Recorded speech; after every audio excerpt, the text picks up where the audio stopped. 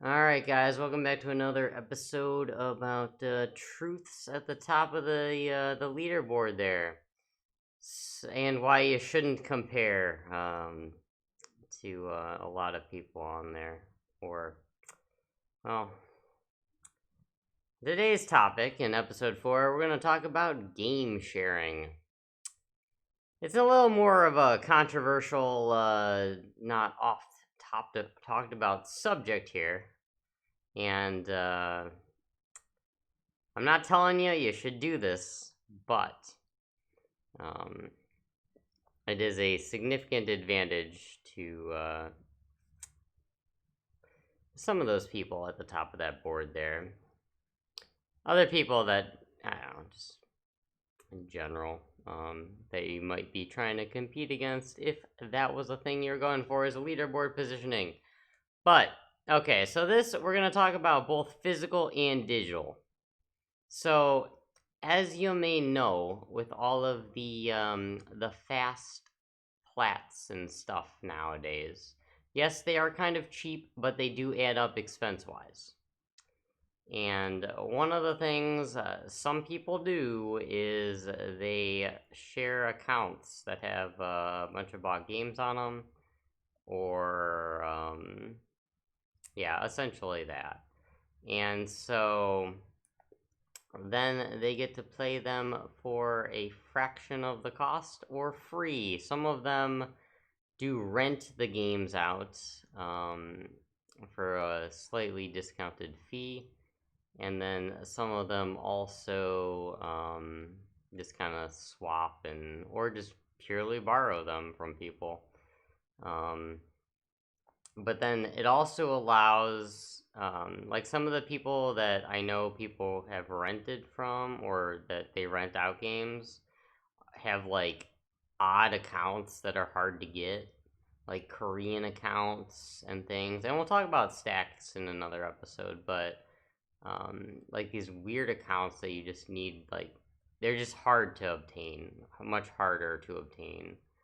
Um, and so yeah, you can. The games might be kind of cheap for plats, but if you're just trying to barrel through all of the stacks of the games, then I mean, it's still gonna cost you quite a bit at the end of the day. And with how fast they are now, it's just like you'd be done with it. Like you pay the money for a game, and if you're just trying to get the trophies, you're just done with it like right away. And then also too, it helps you with like the expensive games, like the ones that are actually like $60, like visual novels. There aren't as many nowadays, but when they do release, they're still like 40, $50. Not so much like the Ratalaika VNs. Well, there was that one expensive $20 one recently. Maybe the trend will continue, but um, those ones are somewhat cheaper. But it also gets to physical games, and this isn't so much nowadays. I don't feel, but more so like when VNs first came out, and I guess just in general when trophies came around. Um, Now the VNs kind of hold their price more. Uh, the other games, I mean, as you probably know, they drop fairly quickly in price. Like within a year, you could buy God of War for $10 or whatever when it was like released at 60. But for the visual novels and stuff, basically people high on the leaderboard would play those only for plats. Like they get them in languages they couldn't even understand, and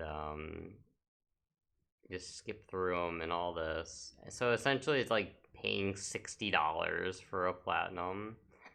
But then, if you knew other people that had VNs, and some people rented them out too to other people, but other than that, some people would just purely borrow them, um, uh, or trade them or something. So if you had access to some network that would do any of these game sharing things, you are at a significant advantage compared to the average player. And who knows, even people just amongst you on the leaderboard, they don't necessarily have to be high up. They don't have to be like top 10 or anything.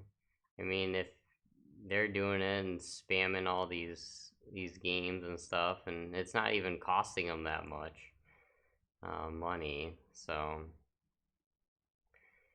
yeah, so that topic, I don't suggest necessarily doing it. It is kind of against the terms of service to do the digital game sharing.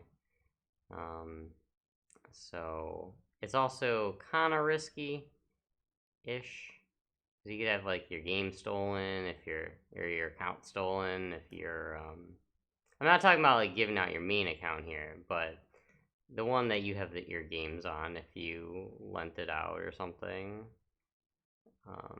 Or if someone like, I feel like they could probably get your credit card info on it or something. They certainly could if you didn't delete your credit card when you handed it to them or gave them the details to. But I feel like there's got to be ways to hack like profiles and get credit card info and all that stuff even after it gets deleted. I mean, I don't know. I would. One reason I wouldn't do it. The other reason is, yeah, but against that terms of service. So yeah, like I said, that is one of the ways where I was talking about last episode where money is a factor. That is one of the ways where that factor is not so much a factor for certain individuals and certain people. So, and then yeah, so that is another unfair advantage that some people do have over others. And let's see, is there anything else I can say about this topic here? I don't know. I think that's pretty much sums this one up. And like I said, it does somewhat tie into the next topic that I'm going to talk about in the next episode. But for now, I'm going to leave it at that. Everybody have a good night, a good morning. Enjoy your games. Thanks for watching.